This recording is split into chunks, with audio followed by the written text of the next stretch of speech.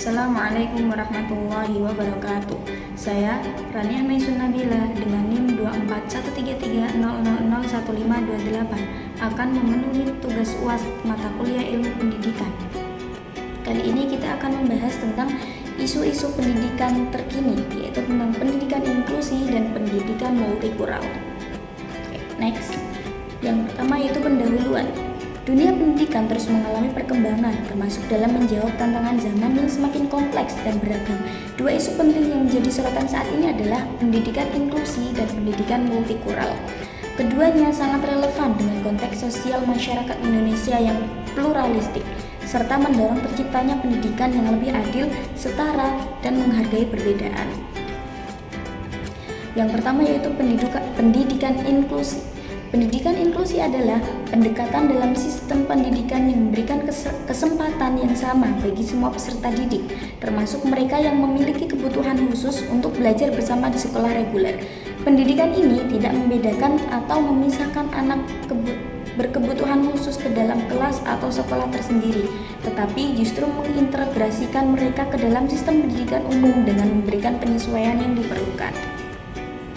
Nah, tujuannya yaitu memberikan akses pendidikan yang setara bagi semua anak, mendorong perkembangan akademik, sosial, dan emosional semua peserta didik, membangun lingkungan sekolah yang ramah dan menerima perbedaan, menumbuhkan empati, toleransi, dan kerjasama antar siswa. Maksudnya yaitu, tujuan dari pendidikan inklusi yaitu artinya setiap anak termasuk yang memiliki hambatan fisik, mental, intelektual, sosial, atau emosional berhak mengikuti pendidikan di sekolah reguler. Sekolah tidak boleh menolak siswa hanya karena perbedaan kondisi. Sebaliknya, sekolah harus menyesuaikan sistem pembelajaran agar semua siswa dapat terlibat aktif. Kemudian, pendidikan tidak hanya tentang nilai akademis, tapi juga perkembangan, sikap, dan emosi. Dalam pendidikan inklusi, siswa berhak mempunyai kesempatan untuk A. Belajar sesuai dengan kemampuan mereka, B. Berinteraksi dengan teman sebaya, C. Merasakan keberhasilan dan kepercayaan diri.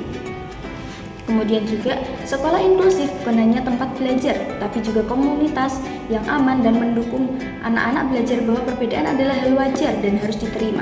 Semua anggota sekolah, guru, siswa, dan staf diharapkan bisa terbuka dan tanpa diskriminasi. Kemudian dengan adanya pendidikan inklusi, siswa belajar untuk berempati terhadap teman yang berbeda kondisi, bertoleransi, bekerja sama tanpa membedakan latar belakang. Kemudian, contoh penerapan. Yang pertama, penyediaan alat bantu belajar khusus seperti alat dengar, audiobook, buku braille, atau papan komunikasi visual. Yang kedua, adanya guru pendamping khusus GPK yang membantu siswa berkebutuhan khusus di dalam kelas. Yang ketiga, modifikasi kurikulum dan penilaian, misalnya soal ujian disesuaikan dengan kemampuan siswa tertentu. Yang keempat, kegiatan pembiasaan bersama seperti senam pagi, upacara, dan lomba yang melibatkan siswa tertentu. Yang kelima, pelatihan guru dan staf sekolah tentang cara menghadapi kebutuhan belajar yang beragam. Yang keenam, penerimaan dan dukungan dari teman sebaya seperti membuat body system atau teman pendamping sebaya. Kemudian adapun tantangannya yaitu keterbatasan fasilitas dan alat bantu di sekolah, kurangnya guru pendamping khusus, kurangnya pemahaman dan pelatihan guru tentang kebutuhan khusus, masih adanya diskriminasi atau stigma dari lingkungan sekitar. Maksudnya yaitu banyak sekolah belum memiliki fasilitas yang ramah disabilitas seperti jalur kursi roda, toilet khusus, atau ruang terapi. Selain itu, alat bantu pembelajaran seperti buku braille, audiobook, atau perangkat bantu komunikasi seringkali tidak tersedia. Dampaknya yaitu siswa berkebutuhan khusus kesulitan untuk mengikuti pelajaran secara maksimal karena keterbatasan sarana pendukung yang mereka butuhkan. Kemudian, guru pendamping khusus memiliki peran penting dalam mendampingi siswa berkebutuhan khusus di kelas reguler. Namun, kenyataannya guru GPK sangat terbatas atau bahkan tidak ada di banyak sekolah. Dampaknya yaitu guru kelas harus menangani siswa tersebut secara mandiri. Banyak guru belum mendapat pelatihan khusus, itu juga dampaknya. Kemudian solusinya, pelatih dan pengembangan kompetensi guru. Pelatihan dan pengembangan solusinya pelatihan dan pengembangan kompetensi guru, penyediaan sarana prasarana yang inklusif seperti akses yang ramah disabilitas, membangun budaya sekolah yang menerima dan menghargai perbedaan, kolaborasi dengan orang tua dan tenaga profesional. Kemudian yang kedua yaitu pendidikan multikultural. Pendidikan multikultural adalah pendekatan dalam pendidikan yang bertujuan untuk menghargai keberagaman budaya, suku, agama, bahasa, dan latar belakang sosial siswa. Pendekatan ini menekankan pentingnya pengakuan dan penghargaan terhadap perbedaan, serta mendorong sikap toleransi, empati, dan kesetaraan. Pendidikan multikultural berperan penting dalam menciptakan suasana pendidikan yang menghargai perbedaan dan mendukung kehidupan damai dalam masyarakat yang beragam. Tujuannya bukan sekedar mengenalkan budaya, tetapi juga membentuk karakter dan kesadaran sosial siswa. Tujuannya yaitu mengembangkan sikap saling menghargai dalam masyarakat yang majemuk, mencegah diskriminasi, toleransi, dan stereotip, menumbuhkan identitas budaya yang sehat dan positif, membentuk karakter siswa yang berpikiran terbuka dan menghargai perbedaan. Maksudnya yaitu Indonesia adalah negara dengan keragaman suku, agama, ras, budaya. Dalam konteks ini, pendidikan harus mendorong siswa untuk menghormati keberagaman sebagai kekayaan bangsa. Artinya, siswa tidak hanya tahu bahwa orang lain berbeda, tetapi juga menerima dan menghargai perbedaan itu dalam kehidupan sehari-hari. Kemudian, pendidikan multikultural membantu siswa memahami bahwa semua orang memiliki nilai dan hak yang sama, sehingga tidak boleh ada perlakuan tidak adil karena perbedaan latar belakang. Pendidikan multikultural juga tidak hanya mengajarkan untuk menerima budaya orang lain, tetapi juga membantu siswa mengenal, mencintai, dan bangga terhadap budaya sendiri. Kemudian juga ada tujuan utama pendidikan multikultural adalah membentuk siswa yang berwawasan luas, tidak sempit, dan tidak cepat menghakimi orang lain yang berbeda.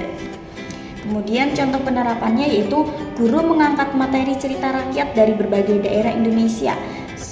Sekolah merayakan Hari Budaya Nasional dengan pakaian adat dan makanan khas. Siswa saling memperkenalkan bahasa daerah mereka dalam kegiatan kelas, diskusi di kelas yang mendorong siswa menyampaikan pandangan berbeda secara terbuka.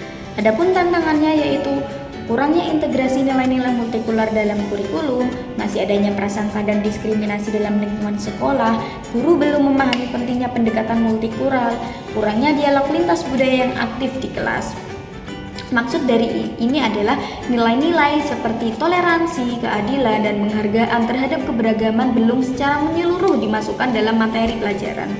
Banyak buku ajar dan contoh soal masih fokus pada budaya mayoritas tanpa memberikan ruang bagi budaya lokal atau minoritas.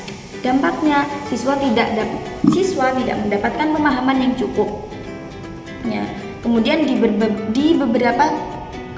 di beberapa sekolah, siswa atau guru mungkin masih membawa sikap diskriminatif atau stereotip terhadap kelompok tertentu. Misalnya, menganggap salah satu suku itu bodoh atau menyebut kelompok agama tertentu itu menyimpang.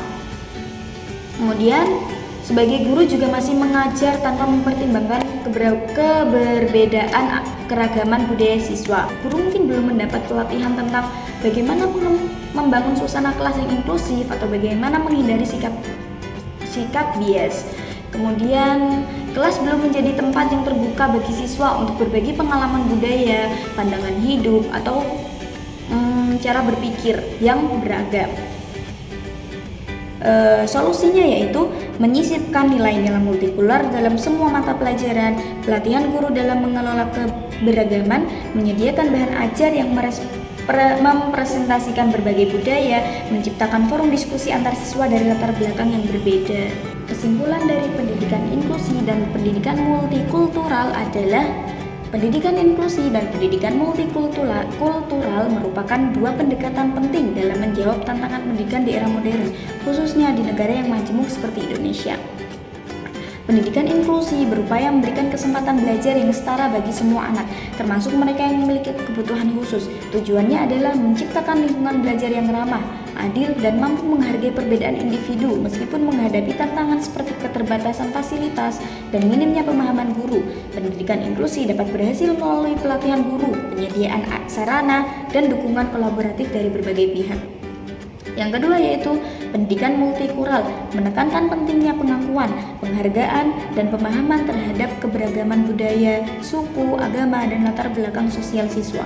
Tujuannya adalah membentuk karakter peserta didik yang toleran, berpikiran terbuka, dan mampu hidup berdampingan secara damai. Tantangan dalam pelaksanaannya antara lain kurangnya integrasi dalam kurikulum dan prasangka sosial yang dapat diatasi dengan pelatihan guru serta pendekatan pembelajaran yang inklusif dan berrepresentatif. Cukup sekian dari saya. Assalamualaikum warahmatullahi wabarakatuh.